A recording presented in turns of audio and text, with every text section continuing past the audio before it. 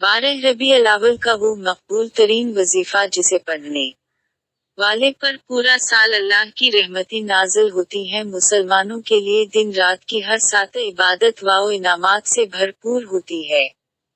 वो जिस वक्त भी अल्लाह का जिक्र कसीर करता है, इस पर अल्लाह की रहमती नाजिल होती हैं। इसके दर्जात बढ़ते हैं तो इस पर आफियत तारी हो जाती है। ताहम कुछ दिन और रातें ऐसी बरकत से लबरेज होती हैं कि उन दिनों में की गई इबादत का ज्यादा अजर व सवाब मिलता है। शब बरात, शब मिराज, लैलता अल क़दर, आशूरा ईद हैं। जमाता उल मुबारक के दिन और रातों की तरह 12 रबी अल-अव्वल के मुबारक दिन को भी ये सादत हासिल है कि जो मुसलमान इस दिन की निस्बत से ये वजीफा पढ़ता है, इस पर पूरा साल खैर व आफियत का नज़ूल होता और खुशहाली आती है।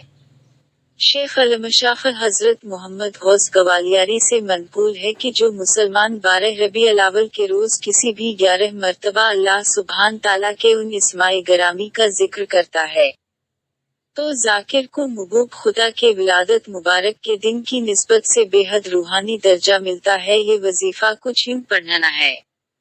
अव्वल आखिर दरूद पाक के साथ 11 मरतबा या अल्लाह या रहमान या गफूर या रहीम या हिनान या मनान या दयान या सुभान पढ़ना है।